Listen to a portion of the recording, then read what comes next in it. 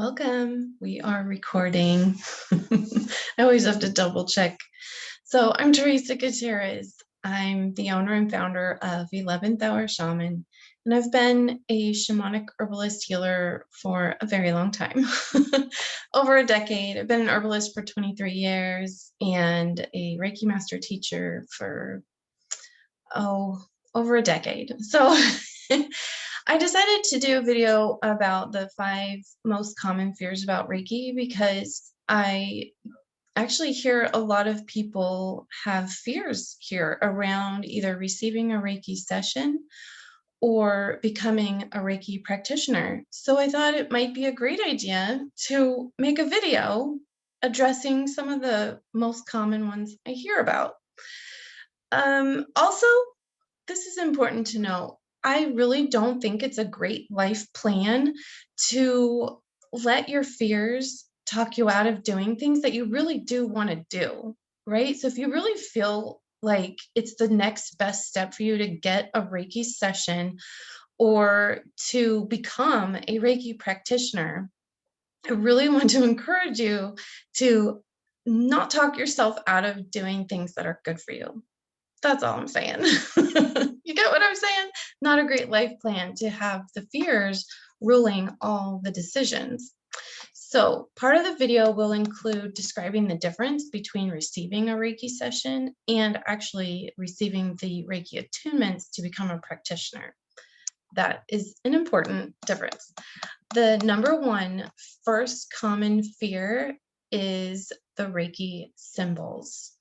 Some people have a fear about the Reiki symbols, and I think they think that they could be damaging or anti-religion or something like that, but they are not. It's not religious at all. I addressed this also in the other video, What is Reiki? But I just wanted to touch on it again because it really is a fear that comes up for a lot of people. And the Reiki symbols are simply a drawing. It's a picture and it has a positive intention to it.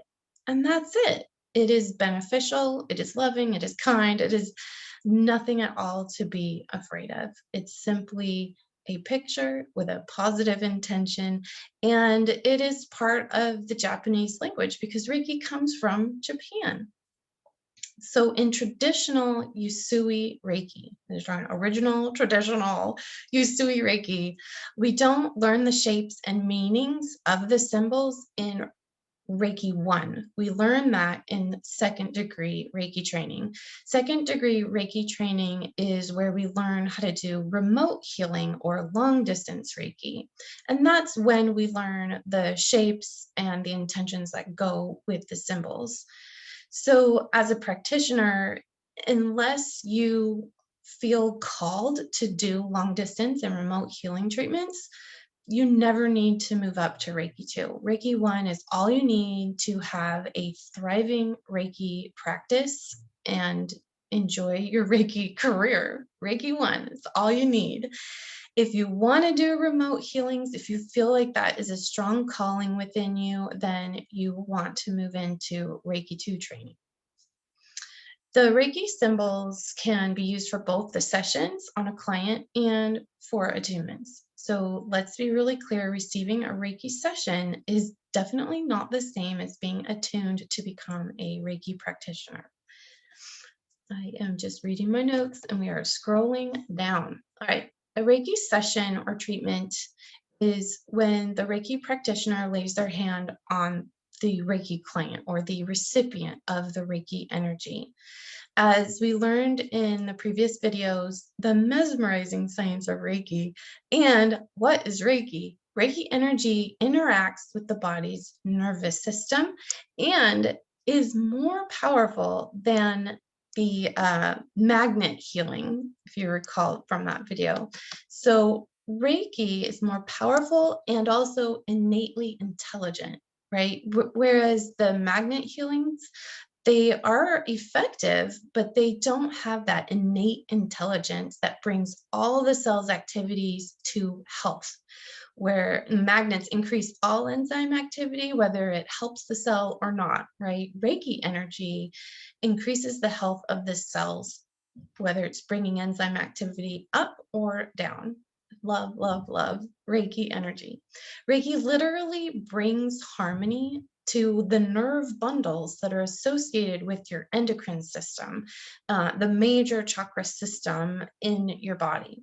So it makes sure that your nervous system, those nerve bundles, and your endocrine system are working in harmony and have a good flow to the whole entire being. This is so important. This is why so many people leave feeling so much lighter.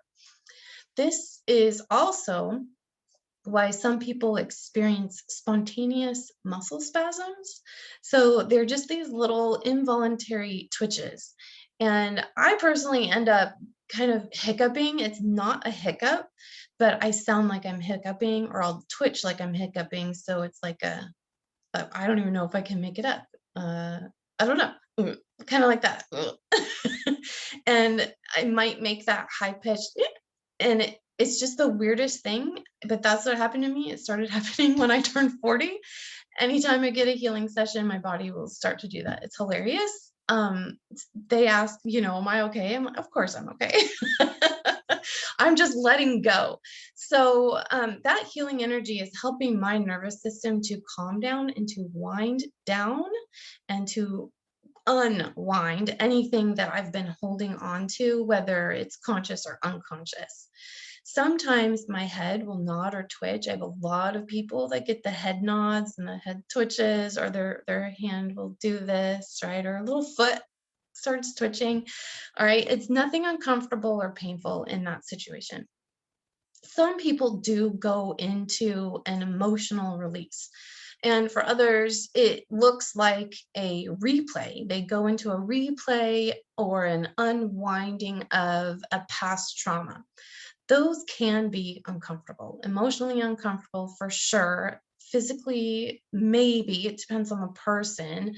For me, it's just been like a huge wave of emotions that comes up, and then it passes, and then another one comes up, and then it passes.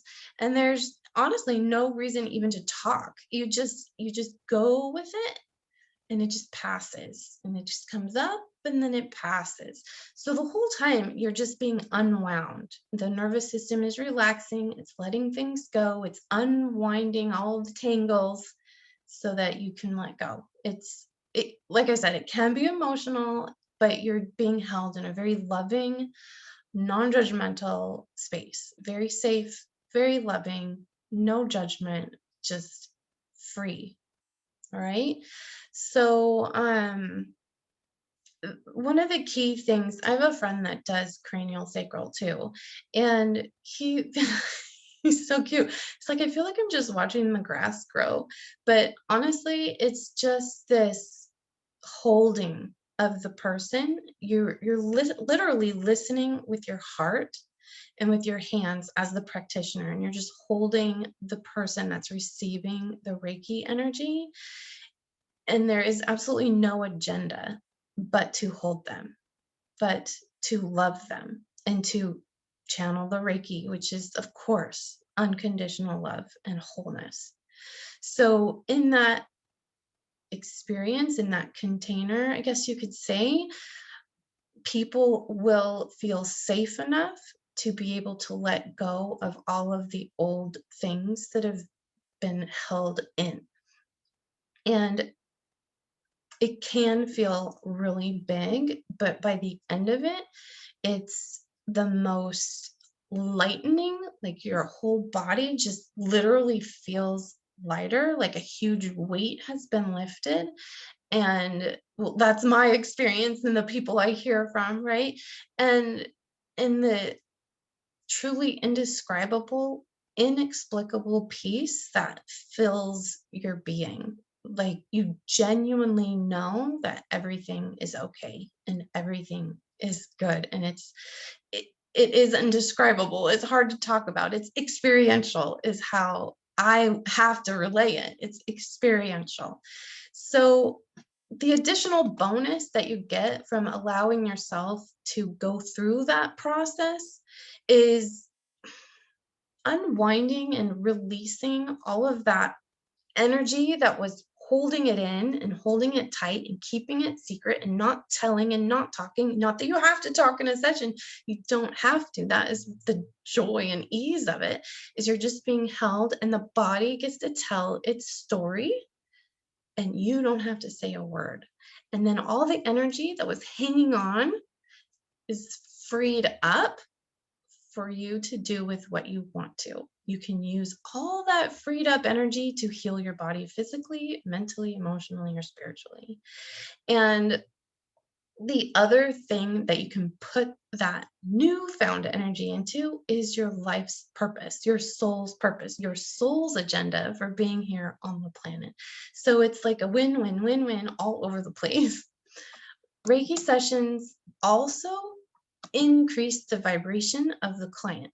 So if there's negative attachments, so that might be negative spirit attachments or just negative attachments to stories, to circumstances, to thoughts, to feelings, to behaviors, then the client will be able to release those things because their vibration is too high for those low vibe things to hang on. So they kind of fall off or just get blasted out, right? And it is nothing negative, which is so awesome, right? Reiki energy is this beautiful, loving energy that fills us, and then anything icky just is gone. I just love it. So that's my experience of it. That's my client's experience of it. And what's really cool is when people let go of these negative attachments, be they, like I said, negative spirits or just negative thought forms or attachments to stories and such, then I've seen the body do a much bigger jolt. So instead of like a little twitch like that or a little head nod or hiccup like I do, it's like a huge jolt and their whole body jolts and they feel it leave and I feel it leave. And it's just so like, it's such a surprise to me. I don't know why. Every time it's like, oh, well, that just happened. And isn't that great? I love it. So it was really interesting. One of my clients, she was a smoker and then she had that big jolt and release and it was actually a spirit attachment and she didn't smoke after that. It was almost like that energy, that spirit attachment was like driving the smoking habit. It was just fascinating to hear her story after she wrote me this testimonial, which I should probably put somewhere. But anyway, it was just such a surprising thing. It's not why she came to see me, right? It's just something that happened. And I'm so grateful for that, for her, for all of us to have that validating experience. During a healing session, some people also experience the assistance of angels, elevated ancestors, their spirit guides in many forms or species. They have their spirit guides are there. One of my clients, I literally could never walk on one side of her body because her helping spirits were already on that side taking care of things. It was hilarious and we knew it and we could feel it every time. It was just beautiful. So, yeah, so some people do feel these compassionate helping spirits with them in a session, and they might feel it through physical touch or some other, aspect of their senses. For me, I actually had somebody working on me once, and she was also a medium. And so what this is such a beautiful experience. So I'm laying on the table and she's working on my left sciatic. And all of a sudden, I felt my mom's hand. My mom passed away in 1989. And so this was like in the year 2000s and something. I felt my mom's hand come across my forehead. And I knew it was my mom. And I just was filled with so much love. I couldn't talk because I was too busy crying, right? I was just crying with so much love. And my friend who was working on me, she uh, she goes, "Oh, your mom is here." And I'm like nodding, like, "Yeah, I know." And she's like, "Oh yeah, she's by your head." Yeah, I know. So anyway, I just wanted to share that sometimes when we're in a healing session, sometimes we get to actually feel the love and or physical sensations from our compassionate helping spirits, and sometimes those are our family members, like my mom. Oh, I just love her so much. Okay, I just thank her. All right, some people experience the deepest relaxation they've ever had when they get a Reiki session. They have never felt such deep relaxation in their lives, and that's the only thing they feel, right? This just incredibly deep relaxation, which is why sometimes when people say, "What is Reiki?" I tell them it's a Japanese deep relaxation technique or healing system, right? There's a lot of different ways to say what is Reiki, but sometimes the deep relaxation is the most important thing for people to hear because they have such a hard time calming their minds and calming the nervous system. And then the body's too amped up all the time to do the restoring and the repairing. So, learning to really relax the nervous system is incredibly healing because, again, that engages your body's own self-healing mechanisms. It's super important. I love that in Reiki and many healing modalities, but especially shamanic herbalist healers, I am not the only one, right? We truly want the patient, we're not doctors, right? The client, the recipient, the person coming to us for help, they must engage their own power. They must be full participants in their healing. And one way they get to do that is through deeply relaxing. That's it. Just deeply relaxing is actually a way to own your power and allow your body to do what it knows how to do, which is heal you. Isn't that amazing and awesome? I love that. So that's important. And here's another category of people. Some people don't feel anything at all, and that's okay too. So we know, for example, from the science in the other video, that scientifically the immune system is functioning at a higher capacity and the hemoglobin levels are rising. All the enzyme activity is being charged and revitalized for health, always towards better health of the cell and the organism at large. Okay. So just because somebody doesn't feel anything doesn't mean it's not working. I don't know who in the world could possibly tell if their hemoglobin levels are rising right now in this moment. Right? So, oh boy, I don't have any tissues here for my cryingness. All right, that's okay. So then we move to a Reiki attunement. Now, a Reiki attunement is when the Reiki master teacher will place their hands on the Reiki recipient, the one that's wanting to be attuned to become a Reiki practitioner. Sometimes their hands are hovering, sometimes this is done long distance or remotely, the attunements. But basically, the Reiki master teacher is placing the symbols into the head, heart, and hands of the new healer.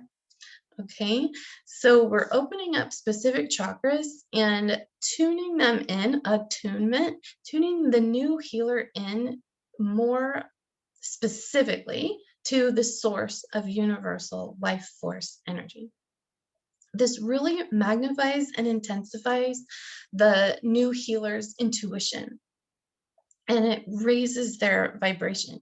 So the attunement is specifically attuning the student to the intention of the Reiki symbols for future beneficial use as they give healing sessions to themselves and give healing sessions to others. A treatment is for clients, and attunement is for students that want to become Reiki practitioners. The Reiki symbols are simply the pictures with positive intentions that make it possible for all of this universal life force energy to become intentionally attuned, directed, and channeled for giving healing sessions and for giving attunements. That's a lot in the first fear, isn't it? All right, number two. The second most common fear I hear is from people who feel their soul is guiding them to become a Reiki practitioner as part of their life's purpose, but they're afraid they might be wrong. They tell themselves, energy work or Reiki is somebody else's gift. It's not mine. I'll let them do it and I'll just receive it. Oh, yeah. I've been there. I did that a long, long, long time ago. Oh, probably 2005, I think. It was a long, long, long time ago. I was still scared to practice on anybody but my own family. And honestly, I was scared that I just didn't know what I was doing because I hadn't been taught by anybody. And even though I felt truly guided by spirit and it was effective, I still felt really not confident, is how I would put it. I had so much self-doubt. And I would tell myself I didn't know what I was doing, but I would do the best that I could. That's, if I was asked to work for someone else. And also, I was scared of what other people would think of me. I have since gotten over that fear big time. Clearly, I'm making a video. Okay, so this is what I do. So, what if the energy work I was giving to my family doesn't work when I give it to other people? This was before I found Reiki and when I was just praying through my heart and my hands. And what I found is that truly anyone can learn to practice Reiki. Learning to heal with our hands is an innate, inherent ability to all humans, whether you have hands or not. I want to be really clear about that. Unfortunately, or whatever, some people are born without hands, and you can still be a Reiki practitioner with your beautiful mind. There's no one that can't learn this, right? I'm just scrolling. Get on with the scrolling. So Reiki flows in and through all things. It is universal life force energy, and it is within all of us all the time already. But when you receive the Reiki symbols to become a Reiki practitioner, it raises your vibration and you're intentionally more mindful of it, right? You're more attuned to it. And so this is the difference here. It increases your capacity to heal, like I said, if I feel like my hands turn on like a light switch, they get really hot sometimes. And you're just more intuitively aware. So learning the protocols and the placements actually in the beginning for me really did calm down my mind of me telling me I don't know what I'm doing. Learning the protocols really helped me to build confidence. And something's flying through the air. And so having the protocols and the placements helped me tell myself, okay, I'm just going to put my hands right here. I'm just going to hold this. I'm just going to listen and I'm going to breathe. And that's it. Practice, practice, practice. Right. And then I was able to feel with my hands, right? I started feeling things with my hands way before I ever found Reiki. So that was a little bit easier for me because I could feel it pretty strongly. But even if you don't feel it right away, you just follow the protocol. We'll get to that later. So confidence actually comes from how we choose to think about ourselves. In any situation, confidence doesn't always come from having done something. Confidence comes from how you choose to think about yourself. Practicing Reiki on yourselves and others can lead to increased confidence, of course, but you have to choose to believe in your own innate, inherent ability to heal people with your hands. It is your birthright. You're human. You get to do this. All right? Some people never gain confidence in anything they do. And it's not because they can't do something. It's because the way they choose to think about themselves. They just doubt themselves about everything all the time, right? They tell themselves they can't. They tell themselves they're not good enough. All the yucky things they say to their own self. And that squishes down your confidence in anything. You have to learn to practice. I'm a human being. I can heal people with my hands, right? This is what I'm doing. Of course I can do this. Of course I can learn how to do this. It's totally possible for me to learn how to do this, all right? You just got to do it. So Reiki and coaching can help you with your self-doubt, of course, because it's going to unwind where that's coming from and release all of that and raise your vibration and get you thinking new ways about yourself so you can conquer fear number 2. Fear number 3 comes in the form of a question. What if I can't or don't feel anything? You might not feel anything. So, how's that for an answer? Guess what? It's totally fine that you can't feel anything. Not everybody does feel something. I loved that my Reiki teacher told us a story. She taught a student who literally did not feel anything for a year. He was a Reiki practitioner, right? He was practicing Reiki. He kept practicing Reiki on all of his clients, and all of his clients felt the benefits of the sessions, but the practitioner didn't feel anything for an entire year. And then all of a sudden, he started feeling things with his hands. He started feeling the heat and the energies that a lot of us feel. Just you don't need to give up. You just need to trust the process. Trust yourself. Trust the process. The clients are getting the benefits, and that's all that really matters. Fear number 4. It's another question. They say, what if my client doesn't feel anything? They might not feel anything. That's okay too. Why do you need them to feel something? I think that's a really great question. I think sometimes we feel insecure if we aren't validated that they didn't feel something. But the truth is we can validate ourselves. We know that we've been attuned as a Reiki practitioner, and we are human who has this innate ability to heal people with our hands. And they are getting the benefits whether either of us feel anything at all. The benefits are there. Also, I want you to remember that you're not there to fix anyone. They aren't broken. You're simply there to practice, to hold them, to listen. And I don't mean like hold them. With your hands, you're holding their energy, you're holding that place that you're guided to go to, or unless you're just following the protocol, right? Wherever you are in your practice. You listen with your heart, you listen with your hands. Sometimes I feel their feelings with my body. So you might listen with your senses, right? Everybody has different clairs, clairvoyant, clairsentient, clair audio, like all the things, right? So sometimes, most of the time, I will feel their emotions depending on where I'm at, and I release it. And then other times I will hear something, or like words will come into my mind. And I'm like, what in the world, right? And I tell them, and of course it makes sense to them. Okay. And then other times I will have like a movie go across my mind. And I'm like, wow, okay. So I get to share that. And so everybody's different as a practitioner and as the recipient, right? But we're not there to fix anything. We're just there to hold them and listen with no agenda and no need for them to do a certain thing or feel a certain way or anything like that. It's no judgment, no agenda. We're just there to hold loving space. That's it. And channel the Reiki energy, of course.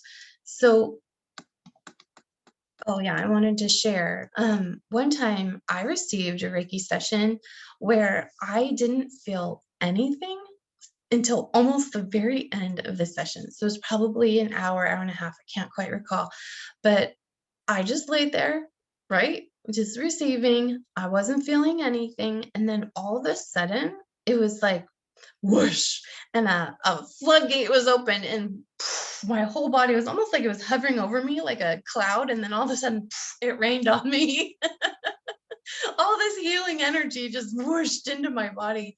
Oh my gosh, it felt so amazing, so healing. Oh, it was fabulous, right? So we just never know when it's going to hit somebody, right? Either they're on the table, but like, what if they go home and right before they go to bed and they finally have some alone time and they're all done with the stuff for the day? Maybe that's when they're able to take it all in, right? We just never know. So we're not there to fix them, we're just there to do the job. Your clients will be drawn to you, and just like other people's clients are drawn to them. And if you're worried about competing for clients, I go like this: forget about it, right? Like, it's not important. In the spiritual realm, there really is no competition. It's definitely not how I see things. um I don't know what the exact numbers are. I wonder if I should Google it. But I think there's like 7 or 8 billion, like b- billion people on the planet right now. And we cannot and should not serve them all, right? We need more Reiki practitioners. We need more shamanic herbalist healers, because everybody needs one. I need one and people need me, right? So we all have to have people to go to. I don't want to be my own brain surgeon or my own heart surgeon, right? We need other people to help us. I think therapists should have therapists and shamanic healers should have shamanic healers. I think we should all have all the things. No matter what we do for a living, like, we need it too, right? So, let's see here. Where am I? Oh yeah, the number 5, fear, power. I hear it actually in the question, because people will say the thing that's in their head. They say, who am I to think that I can heal people with my hands? Who am I? Who do I think I am? Right? But they're saying it to themselves in a negative way. And I really think that fear is all about the relationship to power. So if that's your fear, it's your relationship with power, at least in part, right? So maybe you want to grab your journal at this point in the video. It's an idea. You could do this. You could journal out these questions here and just sit with them. You could sit with these questions for a week, a month, like whatever it takes for you. But I really would like you to take the opportunity to answer these questions for yourself. What do you associate with the word power?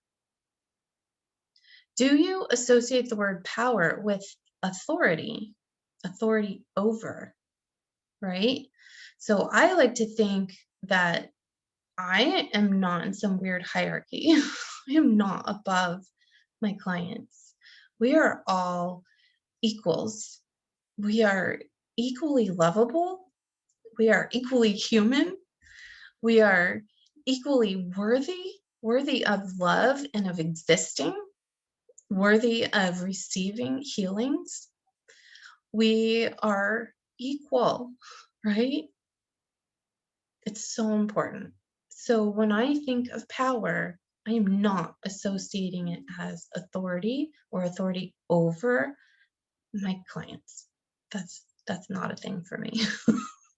And I think you can take a look within yourself and find that it's not a thing for you either. What are your earliest memories and role models of power in your life? Some of us have had pretty tough situations or role models with power. So write that down.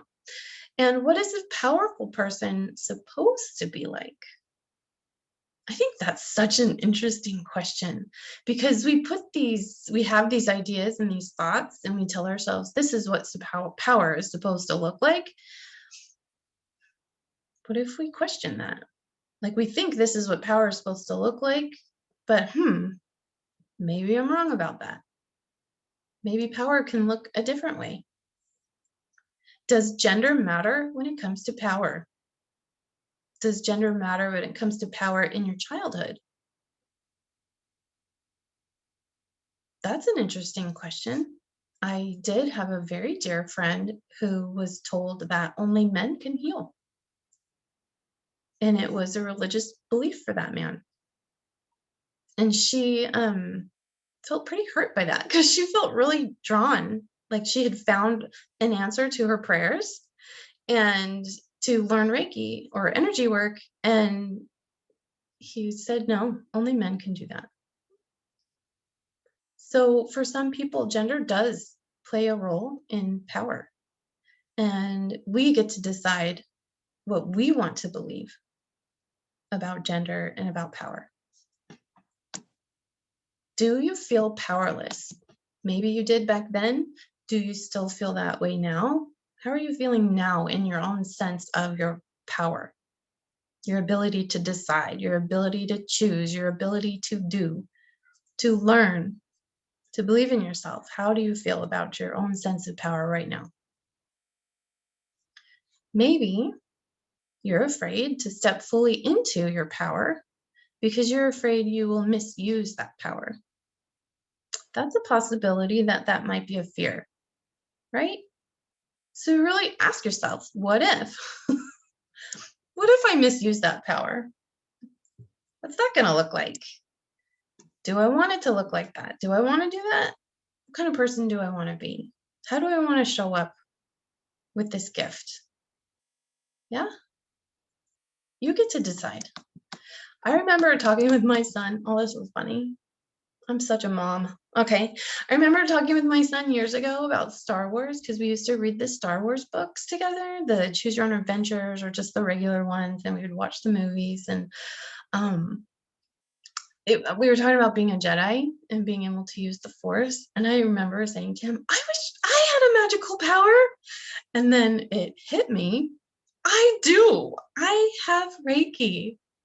I feel like Reiki is such a beautiful magical power, and yet it's a real thing. It's a real thing flowing through my body, and I get to heal people with my hands. I get to heal people with my mind, in the remote Reiki energy sessions. And I get to touch my own soul deeply, and I get to help others get in touch with theirs. Like, what? That is a power. I love it. It's like the Force, but only for good. Becoming a Reiki practitioner is really about choosing to accept the power of your connection to universal life force energy. It's about your connection to the source of universal life force energy. So this force is always used for good because it is love. It is healing love. And you get to use it for yourself and you get to use it for others. Here's another question for you.